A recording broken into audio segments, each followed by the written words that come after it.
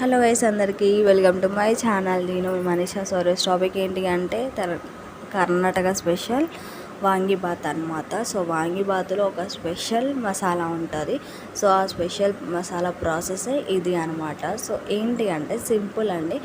పల్లీలు అండ్ బగారా మసాలా కొన్ని, ఒక 2 చెక్కలు అండ్ కొన్ని లవంగాలు వేసి మిక్సీ లవంగాలు కొన్ని, అంటే కొన్ని మెంతులు, పల్లీలు అండ్ ఇంకోటి ఏంటంటే మినప్పప్పు వేసి నార్మల్గా ఫ్రై చేయాలి. ఆ తర్వాత అది మిక్సీలో వేసుకొని, ఆ తర్వాత కొద్దిగా ఎండుమిర్చి వేసి దాన్ని కొద్దిగా ఫ్రై చేసి అది మిక్సీ పట్టేసుకొని పక్కకు పెట్టేయాలి. ఆ తర్వాత నేనైతే ఓన్లీ 2 వంకాయలు తీసుకొని మాత్రమే చేశాను. 2 వంకాయలు మన ఇష్టమైన సైజులో కట్ చేసుకోవచ్చు, అది మీ ఇష్టం. సో నేనైతే స్మాల్ సైజులో కట్ చేసాను అండ్ ఒక టమాటా తీసుకున్నా. తర్వాత పోపుకేసాను అనమాట. సో ఏముంది, సేమ్ శనగపప్పు లేదు కాబట్టి నేను దాని బదులు వేరే పప్పు వేసాను అనమాట. సో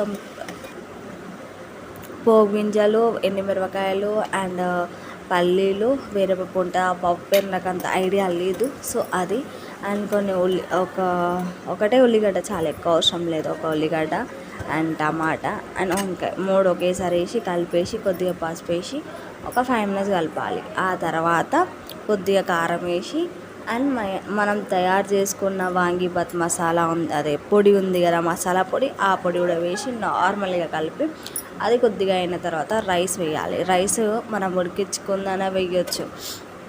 ఉడికించుకున్న రైస్ వేసినాక ఆ రైస్లో కొద్దిగా అంత వాంగీబాత్ మసాలా అండ్ ఇంకోటి ఏంటంటే మన ఇంట్లో ప్రిపేర్ చేసుకున్న మసాలా అండ్ మీరు వేసుకోవాలనుకుంటే కొత్తిమీర కూడా పైన వేసుకోవచ్చు, అది మీ ఇష్టం.